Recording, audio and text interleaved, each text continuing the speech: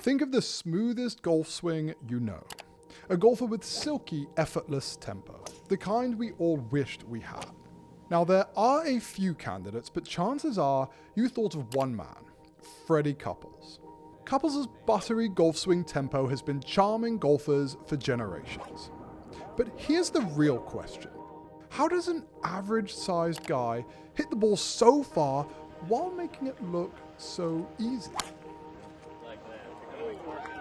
It all comes down to two key moves, and this is one of them, and it's pretty unique to Freddie.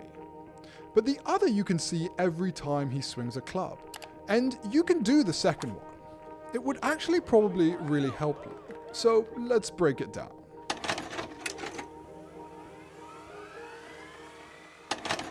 Okay, so some golfers are really explosive. They can generate a lot of force in a short amount of time.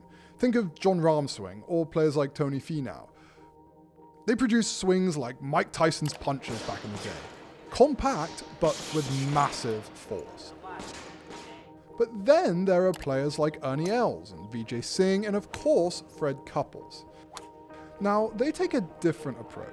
They create power by giving the club more time and space to build speed gradually, like a long jumper who builds up speed over a longer distance in order to maximize speed at the key time. In order to do this, you need to create distance in your backswing, to get your hands to travel a really long distance so that they have time to ramp up. Now, Fred Couples does this by making a huge shoulder turn. And I mean huge. Look here, if we stop his swing at the top of his backswing, you can see that his shoulders have turned in excess of 100 degrees. It's one of the secrets of his swing over the years, and a secret that he's actually not that afraid to share. For me, I make sure that I make a full shoulder turn. I think every good player, every good amateur wants to do that. It's how, in 12 straight seasons from 1989 to the year 2000, that smooth swing of Freddie Couples is ranked inside the top 15 in driving distance.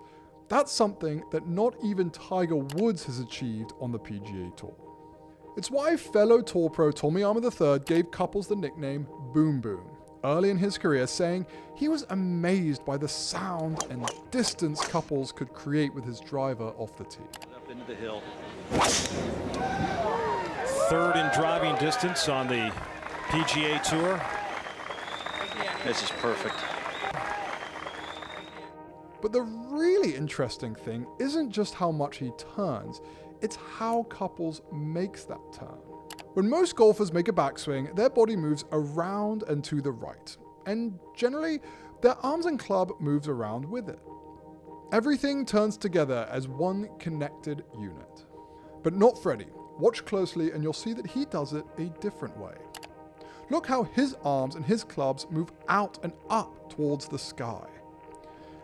This means that Couples' arms aren't turning with his body. They're kind of on their own separate journey. They're moving up. He's lifting them above his body and creating separation between his upper and lower body turns. And this is kind of a controversial move because when your arms and body start moving separately, it can be really difficult to bring them back together consistently. It's why lots of great players and coaches say that they like to see your arm and body turn pretty closely synced up. That was Ben Hogan's biggest piece of advice for golfers, to move your arms with your body in one connected motion. The problem is when you do that, your body kind of gets in the way of your arms, which can shorten your swing and cost you power. It's why most pros disconnect their arms a little bit for a little extra power without going overboard. If you look at Justin Thomas's swing here, you can see that when his body is fully turned, his arms keep going just a hair longer. It's a small move, but it gives players a little extra time to create speed and, of course, distance. But look at Freddie Couples' swing and you'll see he disconnects his arms a lot. He leans into this move heavily. He gets his body completely out of the way of his arms, and by lifting his arms like this, it means that there's just nothing there to stop them. It means that at the top of his backswing, the entire weight of the club kind of falls behind him. He's using the weight of the club in his arms to pull him into a massive stretch. Look at this. You can see it even better from this angle. As his arms go up, his shoulders turn, and eventually the weight of the club starts pulling his entire body towards the target in transition. And because his turn is so big and the club has traveled so far, it takes Freddie a second to get back control of the club and reverse the entire direction of his swing. It's why Couples has always looked like he's had a slight pause at the top of his swing. This isn't necessarily a pause technically, it's more of a redirection that takes a little longer because of this massive shoulder turn. Think about when you reverse a car and then switch to drive. There's a slight delay there as the engine gets ready to move in a different direction. But anyway, this move is kind of weird. A lot of golfers wouldn't be able to do this and they probably shouldn't try. But there's something else Freddie does and we can absolutely learn from that. And it's the reason why this move works so well for Freddie. Look at how Freddie's backswing gets going. It's smooth, yes, but it's not necessarily slow. And there's a good reason for this.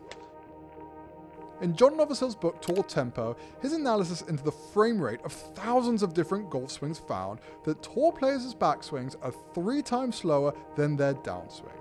The golden 3-to-1 ratio. And this is what we can all learn from Freddie's golf swing. Now, a backswing that's 3 times slower than a downswing sounds kind of slow until you realize that the downswing only takes about 0.2 seconds. Budget for a slight pause at the end of the backswing, and it means that the rest of the backswing needs to move pretty fast. And this is important because when amateur golfers chase good tempo, what they often do is slow down their backswing.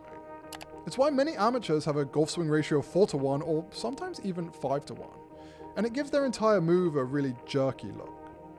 And worse, when Dr. Robert D. Grober, an applied physics professor at Yale University, studied this even further, he found that anything slower than a 3-to-1 tempo was a sign that your golf muscles weren't properly loading.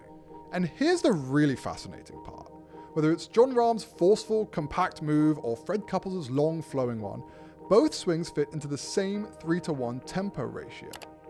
The total amount of time those swings take is different, but the backswing to downswing ratio is exactly the same.